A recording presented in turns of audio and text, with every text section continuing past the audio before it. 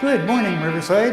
I'm Ward 1 Councilmember Mike Gardner, and this is your new downtown fire station. It's been open for a while, but this was my first chance to slide the pole, and I thought it would be a good introduction to today's update on some of the important things that are happening in Ward 1. One thing most people don't know about our newest fire station is that it includes this museum of fire-related items.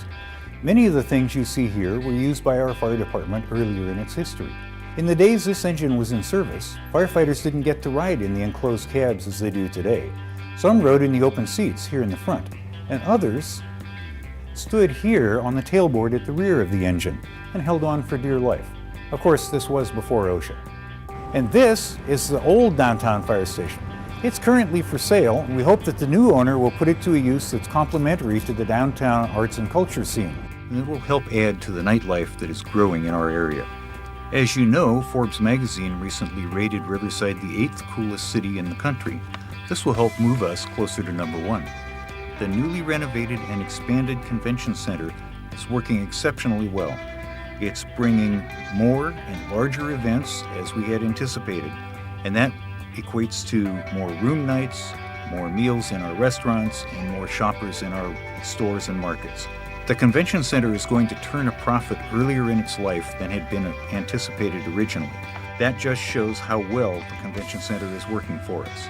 Hotel rooms can be a limiting factor for the convention center, and in fact have become so at this point already. I expect that we may see a new hotel somewhere in the downtown area within the next 2 years. Possible sites include Utilities Plaza, right behind the convention center, the Olivewood site, and across the freeway in the marketplace. Center Point at Market is a new proposed housing development located on the west side of Market Street between 1st and 2nd. It will be a multi-story apartment complex with townhomes and a neighborhood market on either side. The neighborhood market will be on the 2nd and Market corner. Townhomes will be both on 2nd and Market and 1st and Market. This will upgrade and renovate the frontage of almost 2 full blocks of Market Street in an area that has not looked good in quite some time. The City Council recently determined to sell the Imperial Hardware site in the adjacent parking lot on the downtown mall. The project that will go here is a mix of ground floor retail with apartments and lofts on the upper floors. There will be subterranean parking for the dwelling units. The project will preserve the facade of the Imperial Hardware building, which is an important historic resource in our city. And as you can see in a sample rendering, a very attractive project that will fit well with the mall. Under the management of Live Nation, the Fox Performing Arts Center, and the Municipal Auditorium are providing more shows and a wider variety of shows to the enjoyment of Riversiders and people from the surrounding area. You may have noticed that there are more performances and therefore more people in our town on many evenings, particularly weekends. The Fox, adjacent to the Fox, is producing a number of smaller events which draw continuing audiences and is growing in popularity. Here we are on top of Mount Rubidoux, the highest point in Ward 1 and the most famous viewing spot in all of the city. Looking south, you see Ryan Bonominio Park and the Tekaskeet Community Garden.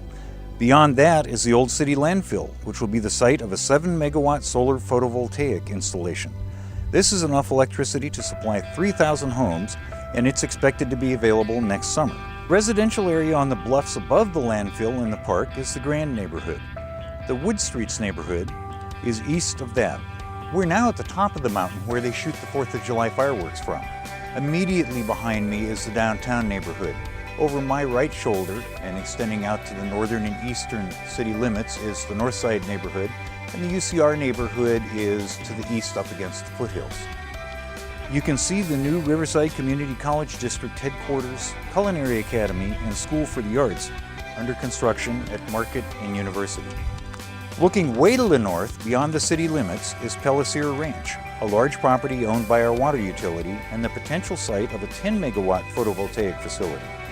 The project is in the early permitting stages, and output would be split between the Colton and Riverside electric utilities. Riverside's share will be about 7 megawatts. Thank you for joining me on this 5-minute tour of Ward 1 and the important things that are happening here.